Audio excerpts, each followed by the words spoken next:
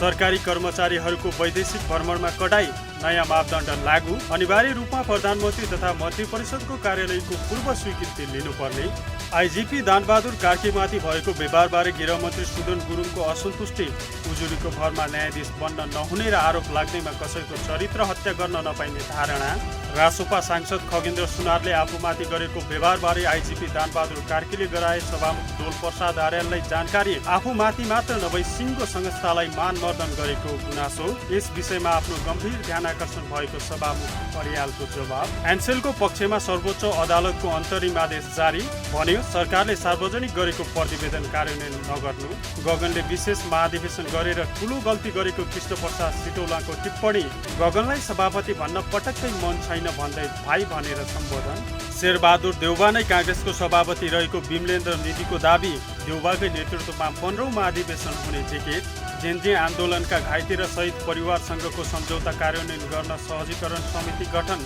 सम्झौताको कार्यान्वयन र समन्वयमा मुख्य भूमिका खेल्ने, न्यायपालिका र अन्य संवैधानिक निकायका पदाधिकारीहरूको नयाँ तलबमान तय, प्रधान न्यायाधीशको 1 महिनाको तलब 1,12,522 पुग्यो, रापरपाबाट बाहिरेका धवल शमशेर राणाले निर्वाचन आयोगमा दर्ता गरे जय नेपाल पाटे, दुर्गा परसाईसित मिल्ने तयारी रहे तापनि अन्तिम समयमा एकता फाँडियो, अस्पतालमा हुने मृत्युको कारण अब लुकाउन नपाइने, मृत्युको विवरण र चिकित्सकीय कारणलाई डिजिटल अभिलेखमा राख्ने व्यवस्था, नेपालबाट दक्ष कामदार लैजान कोरियाले थाल्यो मागपत्र प्रमाणीकरण, रोजगारदाताले नेपालबाट दक्ष कामदार लैजानु अनिवार्य रूपमा मागपत्र नेपाली राजदूतावासमा प्रमाणीकरण गराउनु पर्ने, सशस्त्र प्रहरीद्वारा 1 वर्षमा 1,75 करोड भन्दा बढीको अवैध सामान बरामद, नेपाल भारत सीमा जोडिएको पर्साबाट सबैभन्दा बढी सामान नियन्त्रण, एसएससी प्रिमियर कप खेल्ने नेपाली क्रिकेट टोलीको विदाई, केही दिन भारतमा प्रशिक्षण गरेर मलेसिया जाने, नेपालले पहिलो खेल सेप्टेम्बर 1 मा साउदी अरेबियासँग खेल्ने।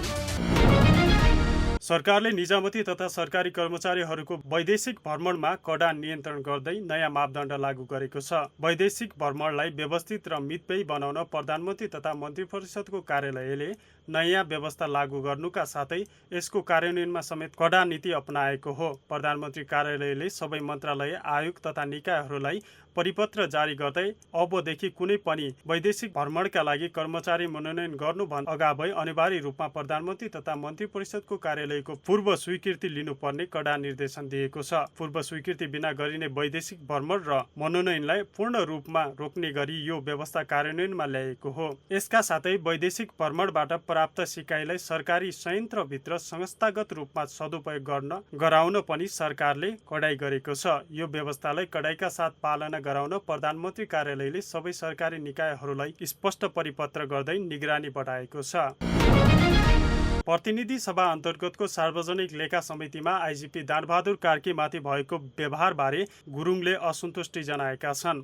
साउन 27 मा आइजिपी कार्की र राष्ट्रिय स्वतन्त्र पार्टी रासोपाका सांसद खगेन्द्र सुनारको बीचमा भएको सवाल जवाबबारे आफ्नो र मन्त्रालयको ध्यानाकर्षण भएको गुरुङले बताएका छन्। शुक्रबार संसदकै कानुन, न्याय तथा मानव अधिकार समितिको बैठकमा गुरुङले उजुरीको भरमा हामी न्यायाधीश बन्न नहुने र आरोप लाग्दैमा कसैले चरित्र हत्या गर्न नपाइने धारणा राखेका छन्। लेखा समिति भन्दा कानुन समिति भद्र लागेको बताएका छन्। सार्वजनिक लेखा समितिको बैठकमा राष्ट्रिय स्वतन्त्र पार्टीका सांसद खगेन्द्र सुनारले आफूमाथि गरेको व्यवहारबारे प्रहरी महानिरीक्षक आइजिपी दानबहादुर कार्कीले प्रतिनिधि सभाका सभामुख डोल प्रसाद आर्याललाई जानकारी गराएका छन्। शुक्रबार सिंहदरबार पुगेर कार्कीले सभामुख आर्याललाई यसबारे जानकारी गराएका हुन्। रासोपा सांसद सुनारको व्यवहारबारे ध्यानाकर्षण गराउन आइजिपी कार्कीले सिंहदरबारमा रासोपा सांसद सुनारको व्यवहारबारे ध्यानाकर्षण गराउन आइजिपी कार्कीले सिंहदरबारमा सभामुख सामु गुनासो पोख्दै आइजिपी कार्कीले समितिको बैठकमा व्यक्तिलाई मात्र नभई सिङ्गो संस्थालाई नै मानमर्दन गरिएको बताएका थिए। उनले सांसद सुनारको हरकतले सिङ्गो संगठनले अपमानित महसुस गरेको जिकिर गरेका थिए। जवाबमा सभामुख अर्यालले यस विषयमा आफूले लेखा समितिका सभापति र सचिव सहित संसदका महासचिवसँग जानकारी लिइसकेको र यसबारे आफ्नो गम्भीर ध्यानाकर्षण भएको बताएका थिए। सर्वोच्च अदालतले एनसेलको सेयर खरिद बिक्रीका सम्बन्धमा सरकारद्वारा गठित उच्चस्तरीय छानबिन समितिको प्रतिवेदन सार्वजनिक नगर्न अन्तरिम आदेश जारी गरेको छ। न्यायाधीश बालकृष्ण ढकालको एकल इजलासले मङ्गलबार एनसेलको 80% सेयर बिक्रीसँग जोडिएको उक्त छानबिन प्रतिवेदन सार्वजनिक गर्ने सरकारको निर्णय कार्यान्वयन नगर्न र यथास्थितिमा राख्न भनेको हो। एनसेल आजिएटा लिमिटेडका तर्फबाट कम्पनी सचिव निशिका शर्माले दायर गरेको रिटमाथि प्रारम्भिक सुनवाई गर्दै अदालतले यस्तो आदेश दिएको हो। अदालतले यस विषयमा सरकारसँग 15 दिनभित्र लिखित जवाब समेत माग गरेको छ। अदालतले आफ्नो आदेशमा उक्त प्रतिवेदन सार्वजनिक गर्दा कम्पनीको व्यावसायिक गोपनीयता भङ्ग हुन सक्ने र लगानीकर्तामा जोखिम उत्पन्न हुन सक्ने उल्लेख गरेको छ। साथै अदालतले संविधानको धारा 28 ले प्रदान गरेको गोपनीयताको हक सम्बन्धी ऐन 2075, आयकर ऐन 2058 र सूचनाको हक सम्बन्धी ऐन प्रावधानहरूको उल्लङ्घन हुन सक्ने भन्दै प्रतिवेदन सार्वजनिक गर्न रोक लगाएको छ। नेपाली काङ्ग्रेसका कृष्णप्रसाद सिटौलाले गगन थापाले विशेष महाधिवेशन गरेर ठूलो गल्ती गरेको टिप्पणी गरेका छन्। शुक्रबार काङ्ग्रेसको संस्थापन इतर समूहले आयोजना गरेको राष्ट्रिय भेलालाई सम्बोधन गर्दै सिटौलाले विशेष महाधिवेशनबाट सभापति चुनेका थापालाई सभापति भन्न पटक्कै मन पनि नलागेको बताएका हुन्। यो कुरा आफ्नो पक्षको मान्यता रहेको बताउँदै उनले कुनै व्यक्तिगत पूर्वाग्रह नभएको पनि दावी गरेका छन्। सर्वोच्च अदालतले सभापति थापालाई गल्ती सच्याउन ढोका खोलिदिएको पनि नेता सिटौलाले भनेका छन्। दुनियाँमा धेरै शासन गरेका शासक आफू हट गरेर गल्ती गर्दा ढलेको उनले बताएका छन्। गल्ती सच्याउन कही हार गुहार पनि नगर्नुपर्ने सिटौलाले बताएका छन्। नेपाली काङ्ग्रेसका नेता तथा पूर्व उपसभापति विमलेन्द्र निधिले 15औं महाधिवेशन शेरबहादुर देउवाकै नेतृत्वमा हुने बताएका छन्। शुक्रबार इतर पक्षको राष्ट्रिय भेलामा बोल्दै निधिले कार्यकर्ताहरूलाई भेलाबाट फर्केर जाँदा सोही सन्देश लिएर जान आग्रह समेत गरेका छन्। विशेष महाधिवेशन अराजक, अवैध, धोकाधडी, कब्जा गरेर भएको आरोप छ। यो समितिलाई पदाधिकारीलाई 15औं महाधिवेशन गर्ने अधिकार नै नभएको निधिले बताएका छन्। 15औं महाधिवेशनको लागि भनेर नै राष्ट्रिय भेला राखिएको उनले प्रश्न पारे।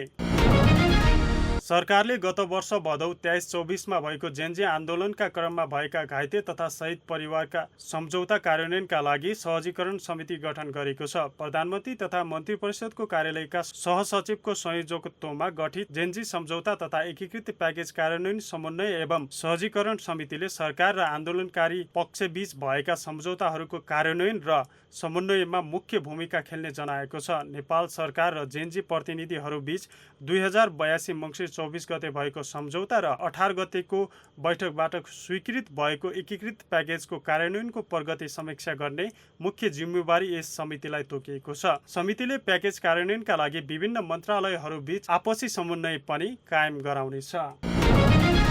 सरकारले न्यायपालिका र अन्य संवैधानिक निकायका पदाधिकारीहरूको नयाँ तलबमान तोकेको छ। अर्थ मन्त्रालयले 6 साउनको सूचना राखी राजपत्रमा नयाँ तलबमान तोकेको हो। नयाँ तलबमान 1 साउन 2083 देखि नै लागू हुनेछ।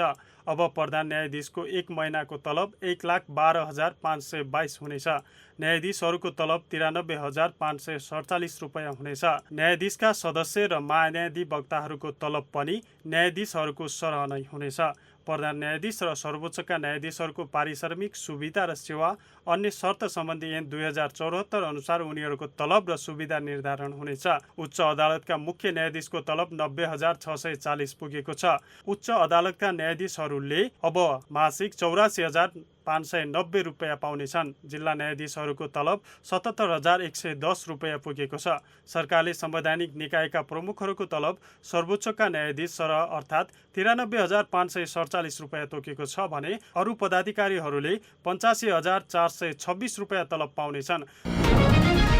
राप्रपाबाट बाहिरका नेता डाक्टर धवल शमशेर राणाले नयाँ पार्टी दर्ता गरेका छन्। उनको अध्यक्षतामा रहने गरी जय नेपाल पार्टी शुक्रबार निर्वाचन आयोगमा दर्ता गरिएको हो। यसअघि व्यावसायिक दुर्गा परसाईसित मिल्ने तयारी रहे पनि अन्तिम समयमा एकता भाडिएको थियो। पार्टी दर्तापछि राणाले आजकै दिनबाट संगठन निर्माणका काम प्रारम्भिक गर्ने बताएका छन्। केन्द्रीय कार्यसमिति, प्रदेश, जिल्ला र स्थानीय तहका संगठनहरू क्रमिक रूपमा विस्तार गर्ने उनको भनाइ छ।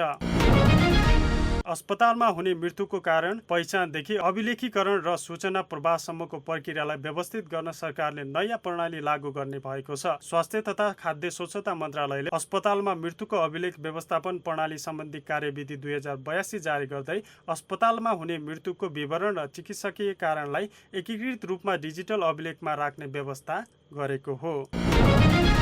दक्षिण कोरियामा E7 भिसा प्रणाली मार्फत दक्ष नेपाली कामदार पठाउन चाँडै सुरु हुने भएको छ। दक्षिण कोरिया स्थित नेपाली राजदूतावास सियोलले आधिकारिक रूपमा E7 भिसा श्रेणी अन्तर्गत दक्ष कामदारको मागपत्र प्रमाणीकरण गर्ने कार्यलाई थालनी गरेको हो। 12 अगस्त 2026 देखि लागू भएको नयाँ व्यवस्था अनुसार दक्षिण कोरियाका रोजगारदाताको नेपालबाट दक्ष कामदार लैजानु पूर्व अनिवार्य रूपमा आफ्नो कामदारको मागपत्र नेपाली राजदूतावासबाट प्रमाणीकरण गराउनु पर्ने हुन्छ।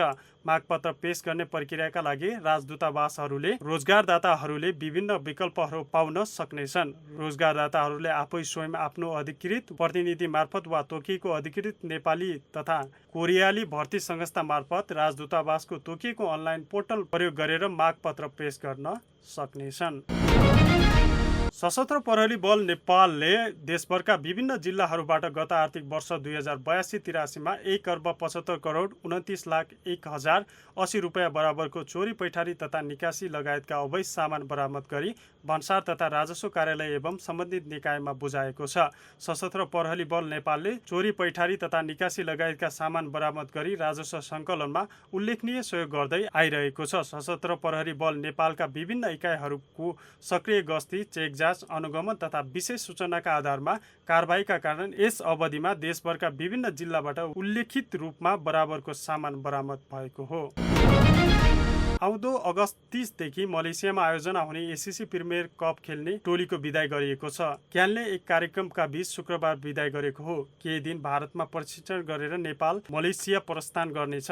प्रतियोगिताका लागि क्यानले सन्दीप लामिछानेको कप्तानीमा 14 सदस्यीय टोली घोषणा गरिसकेको छ, जसमा सन्दीप लामिछाने कप्तान, आसिफ शेख, अर्जुन कुमाल, रोहित पौडेल, देव खनाल, दिपेन्द्र सिंह हेरी, सन्दीप जोरा, बसिर अहमेद, ईशान पाण्डे, गुलसन झा, शेर मल्ल, ललित राजवंशी, करण केसी र हेमन्त धामी रहेका छन्। प्रतियोगितामा 10 टोलीको सहभागी रहनेछ। सहभागी टोलीलाई 2 समूहमा विभाजन गरिएको छ। नेपाल रहेको समूहमा साउदी अरेबिया, मलेसिया, बहराइन र हङकङ रहेका छन्। अर्को समूहमा UAE, ओमान, सिङ्गापुर, कुवेत र कतार रहेका छन्। नेपालले पहिलो खेल सेप्टेम्बर 1 मा साउदी अरेबियासँग खेल्नेछ।